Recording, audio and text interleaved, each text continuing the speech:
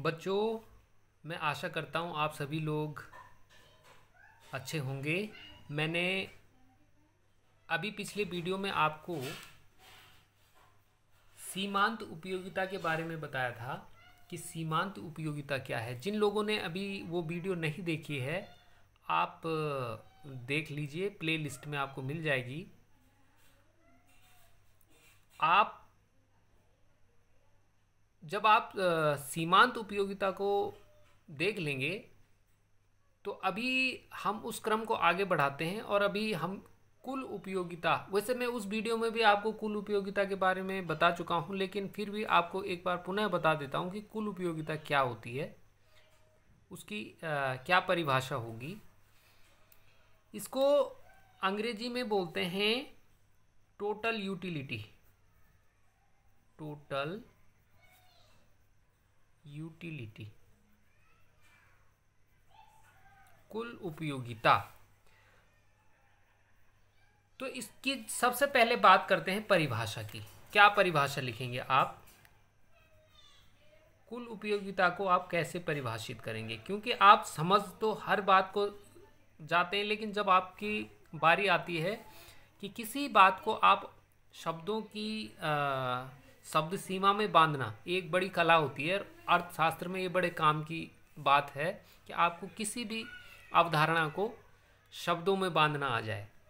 तो चलिए बात करते हैं कुल उपयोगिता की क्या परिभाषा होती है। कुल उपयोगिता की जो परिभाषा है उसको आप इस तरह से परिभाषित कर सकते हैं: उपभोग की गई सभी इकाइयों से उपभोक्ता को प्राप्त होने वाली उपयोगिताओं का योग ही कुल उपयोगिता है।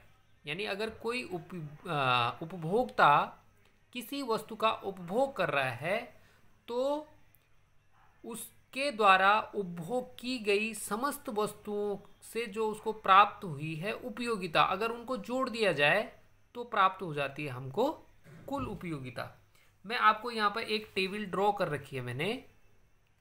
देखिए, यहाँ पर मैंने ये वस्तु ले रखी है x और इसकी सीमांत उपयोगिता। जैसे कि मैंने आपको बताया था कि किसी वस्तु की सीमांत उपयोगिता क्या होती है कि जैसे जैसे हम वस्तु को उपभोग करते हैं तो प्रत्येक वस्तु से हमें जो उपयोगिता मिल रही होती है, एक एक करके बढ़ के अतिरिक्त इकाई, फिर हम एक दूसरी इकाई हमने उपभोग की, फिर तीसरी की, फिर चौथी की, फिर पांचवी, छठवीं, इस तरह से। तो प्रत्येक वस्तु से हमें जो उपयोगिता मिल रही है वही सीमांत उपयोगिता है। यानी किसी वस्तु की अंतिम इकाई से जो प्राप्त उपयोगिता है वो क्या है? सीमांत उपयोगिता। जैसे अभी हमने अगर अभी एक ही वस्तु को हमने अगर उपभोग किया है तो अभी अंतिम वस्तु पहली है, तो पहली वस्तु की सीमांत उपयोगिता होगी 25। अब अगर हमने दो खाली हमने माना तो दो का उपभोग कर लिया हमने, तो अब यहाँ पर जो है दूसरी अंतिम वस्तु कौन सी हो गई? दूसरी। तो दूसरी वस्तु से प्राप्त होने वाली उपयोगिता हो गई 23। जैसे अब है तीसरी अब माना हमने तीन वस्तुओं का उपभोग कर लिया, तो तीसरी वस्तु का से प्राप्त होने वाली उपयोगिता क्या है? 18। तो इस प्रकार से हम जो है सीमांत उपयोगिता, मैंने पिछली वीडियो में आपको बता दी है कि सीमांत उपयोगिता क्या है। तो चलिए जरा यहाँ पे निकालते हैं। कई बार आपको इस प्रकार का प्रश्न भी आ जाता है कि आपको सीमांत उपयोगिता दे रखी होती है और आपको कुल उपयोगिता ज्ञात करनी होती है, या आपको कुल उपयोगिता दे रखी होती है और आपको सीमांत उपयोगिता ज्ञात करनी होती है। तो चलिए देखो, पहली जो वस्तु है उसके उपभोग करने से 25 सीमांत उपयोगिता प्राप्त होती है उपभोक्ता को। तो अभी क्योंकि उसने एक ही वस्तु का उपभोग किया है तो यहाँ पर पहली वस्तु की कुल उपयोगिता भी कितनी हो गई? 25 हो गई। अब देखिए, दूसरी इकाई से उसको प्राप्त हुई है 23। तो इसका मतलब क्या हुआ कि अब उसकी कुल उपयोगिता कितनी होगी? तो 5 और 3 8 और 2 और 2 4, कुल उपयोगिता हो गई 48। तीसरी इकाई से उसको प्राप्त हुई है सीमांत उपयोगिता 18। तो अब उसकी कुल उपयोगिता कितनी हो गई? 8 और 8 16 का 6, हासिल 1, और 4 और 1 5, और 1 6, 66। कुल उपयोगिता कितनी हो गई? 66। चौथी इकाई से प्राप्त हुई है सीमांत उपयोगिता 14। तो चलिए देखते हैं कि चौथी इकाई से जब उसको 14 प्राप्त हो गई है तो यहाँ पे वो हो गई कुल उपयोगिता हो गई 80। कुल उपयोगिता कितनी हो गई?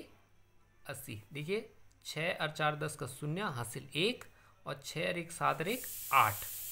और जो पांचवी इकाई है उससे उसको प्राप्त हुई है 10 की सीमांत उपयोगिता। तो कुल उपयोगिता हो गई 90।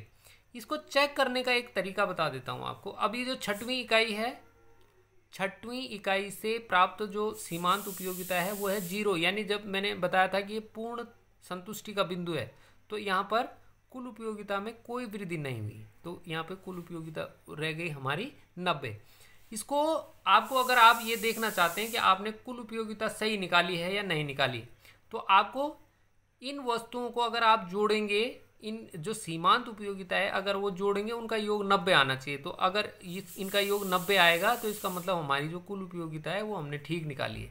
तो 5 और 3 8, 8 और 8 16, 16 और 4 20 का 0 हासिल 2, और 2 और 2 4 और 2 6 7 8 9। ये देखिए हमारी आ गई यहाँ पर 90 आ गई हमारी सीमांत जो उपयोगिताएं हैं उनका जोड़। तो इसका मतलब, और हमारी जो कुल उपयोगिता है वो भी है 90, इसका मतलब हमने ठीक निकाला है। तो अब आपको ये बिल्कुल समझ में आ जाना चाहिए कि अगर आपको प्रश्न आ जाए कि कुल उपयोगिता किसे कहते हैं, तो आप लिखेंगे कि कुल उपयोगिता उपभोग की गई सभी इकाइयों से उपभोक्ता को प्राप्त होने वाली उपयोगिताओं का योग ही क्या है? कुल उपयोगिता है। इसको आप सूत्र रूप में ऐसे भी लिख सकते हैं, TU यानी टोटल यूटिलिटी बराबर सिग्मा, सिग्मा का मतलब होता है जोड़, सिग्मा MU, यानी अगर सीमांत उपयोगिताओं को जोड़ दिया जाए, सभी सीमांत उपयोगिताओं को जोड़ दिया जाए तो उसका टोटल ही क्या कहलाता है? कुल उपयोगिता। जैसे कि मैंने आपको यहाँ पर जोड़ के दिखा दिया, और ये और ये यहाँ पर क्या आया? बराबर। तो अब आप समझ गए होंगे कि सीमांत उपयोगिता क्या है, कुल उपयोगिता क्या है। एक तीसरी चीज होती है औसत उपयोगिता। इसको देख लेते हैं थोड़ा। औसत उपयोगिता क्या है? औसत उपयोगिता इसको बोलते हैं एवरेज यूटिलिटी, और इसको डिनोट करते हैं AU से, ठीक है ना। अब देखिए औसत उपयोगिता क्या है। औसत उपयोगिता जैसे कि मैं बता चुका हूं, इसको एवरेज यूटिलिटी, इसको AU से डिनोट कर सकते हैं आप। इसको हम कहेंगे प्रति इकाई उपयोगिता। प्रति इकाई उपयोगिता ही क्या कहलाती है? औसत उपयोगिता। जैसे मैं बताता हूं आपको प्रति इकाई का मतलब क्या हुआ। मैं आपको एक उदाहरण बताता हूं। माना 5 पेन का मूल्य 25 रुपया है, तो एक पेन का मूल्य कितना होगा? तो आप हिसाब लगा देंगे कि जब 5 पेनों का मूल्य 25 रुपये है तो एक पेन का मूल्य 5 रुपये है, तभी तो 5 पंजे 25 हो गया। तो इसको बोलते हैं प्रति इकाई मूल्य ज्ञात करना। तो इसी प्रकार अगर हम इसमें हम जैसे औसत उपयोगिता भी निकालते हैं हम, तो इसमें यही किया जाता है कि इसमें क्या किया जाता है। देखो अगर आप इसका सीधा सूत्र देखें, सूत्र में बताता हूं आपको कि औसत उपयोगिता जो है वो औसत उपयोगिता कुल उपयोगिता में इकाइयों की संख्या का भाग दे देते हैं। कुल उपयोगिता में इकाइयों की संख्या का भाग देने पर जो मूल्य प्राप्त होता है वो कहलाता है औसत उपयोगिता। मैं समझ रहा हूं आप समझ गए होंगे इसको। यहां पर चलिए निकाल के देख लेते हैं। जैसे पहली इकाई की कुल उपयोगिता है 25, तो देखो इकाई अभी 1 है, तो एक कुल उपयोगिता में इकाइयों का भाग देंगे। तो पहली इकाई की 1 इकाई है ना, तो ये 1 इकाई है, तो पहली इकाई की औसत उपयोगिता 25 ही होगी, क्योंकि 25 में हम 1 का भाग देंगे तो कितना आएगा? 25 ही आएगा। अब चलते हैं दूसरी इकाई की। अब हमने 2 इकाइयों का उपभोग कर लिया है, तो 2 इकाइयों का उपभोग करने के फलस्वरूप उपभोक्ता को 48 की कुल उपयोगिता प्राप्त हुई है। 48, तो 48 में अगर हम 2 का भाग देंगे तो ये आ गया 24। औसत उपयोगिता कितनी आ गई हमारी? 24। यानी आप समझ गए ना, जो 48 में हमने किसका भाग दिया? 2 का। कुल उपयोगिता में हमने इकाइयों का भाग दिया, तो औसत उपयोगिता ज्ञात हो गई। इसी प्रकार से 3 का जब हमने उपभोग कर लिया, उपभोक्ता ने 3 इकाइयों का उपभोग कर लिया, तो उसके बाद उसकी जो कुल उपयोगिता उसको प्राप्त हो गई वो हो गई है उसको 66। तो यहाँ पर ये हो गई 3 दूनी 6 और 3 दूनी 6, 22। अगर हम 66 में 3 का भाग देंगे तो 22 हमारे पास औसत उपयोगिता आ जाएगी। इसी प्रकार चौथी इकाई में देखो, 4 इकाइयों को उपभोग करने के बाद कुल उपयोगिता जो थी 80 थी, तो 80 में 4 का भाग देंगे तो ये आ जाएगा 20। पांचवी इकाई की जो कुल उपयोगिता थी वो थी 90, और अगर 5 का भाग देंगे आप 90 में तो ये आएगा 15 छक्का 90, नहीं 18 पंजे 90, 18। अगर आप देंगे 5 का भाग 90 में देंगे तो 5 एकम 5 और बचा 4 और 5 अठा 40, तो ये 18 पंजे 90 होता है। अब देखो यहाँ पर छठवीं इकाई में क्या है? छठवीं इकाई में कुल उपयोगिता भी 90 रही, क्योंकि यहाँ पे सीमांत उपयोगिता 0 थी। ये पूर्ण संतुष्टि का बिंदु था, क्योंकि इसमें कुल उपयोगिता में कोई वृद्धि नहीं हुई। तो अब यहाँ पे औसत उपयोगिता कितनी आएगी? देखो 90 में देंगे 6 का भाग, तो 6 एकम 6 और बचा 3 और 6, ये हो गया 15, 15 छक्का 90, ये हो गया 15 आ गई हमारी औसत उपयोगिता। तो आपने ये समझ में आ गया कि आपने कैसे निकाला इसको। जिसकी भी आपको जिस इकाई की भी आपको औसत उपयोगिता ज्ञात करनी है, आपने उसकी कुल उपयोगिता में उतनी इकाइयों का भाग दे देना है। जैसे आपने पहली इकाई में क्या किया? कुल उपयोगिता में 1 का भाग। 2 इकाइयाँ आपने अगर इस्तेमाल की हैं, उपभोग किए हैं, तो कुल उपयोगिता में 2 का भाग। 3 अगर आपने इकाई उपभोग कर ली तो कुल उपयोगिता में 3 का भाग। 4 कर ली तो 4 का भाग। 5 कर ली तो कुल उपयोगिता में 5 का भाग। 6 कर ली तो आपने कुल उपयोगिता में कितने का भाग दे दिया?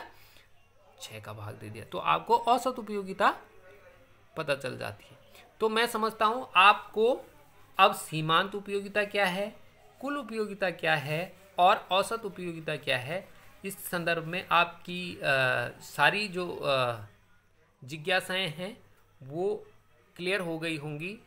अगर अभी भी आपको किसी प्रकार का इसमें कोई समस्या है तो आप मुझे कमेंट करेंगे, आप ग्रुप में मुझे मैसेज करिए और मैं आपको उस पर आपकी समस्या का समाधान करने का पूरा प्रयास मेरा रहेगा। आप बार बार वीडियो को देखिए और फिर मैं आपको ये अभी इसको अगली वीडियो में मैं बताऊंगा कि ये इनका चित्र से कैसे प्रदर्शन किया जाता है। अगर आपको सीमांत उपयोगिता, कुल उपयोगिता, औसत उपयोगिता आपको चित्र के द्वारा समझानी हो तो वो आप कैसे समझाएंगे। आपने वीडियो को देखा और मैं आपसे बार बार आग्रह करता हूं कि आपके पास जो भी किताबें हैं आप उसका भी अध्ययन करिए, आप वीडियो भी देखिए। अब जो भी आपकी समस्या रहती है आप उसको मुझे शेयर कीजिए, मैं आपका समाधान करूंगा। और साथ के साथ आप नोट्स भी बनाएं, ये मैं आपसे बार बार आग्रह कर रहा हूं ताकि आपकी तैयारी अच्छे से हो सके। आपने वीडियो को देखा इसके लिए आपका बहुत बहुत शुक्रिया। आप अपने दोस्तों में इसको शेयर भी करें। जो भी 12वीं में पढ़ने वाले बच्चे हैं, अगर उनको ये वीडियो मिलेगा तो ये सभी के लिए, उनके लिए लाभदायक होगा। चलिए, बहुत बहुत शुक्रिया।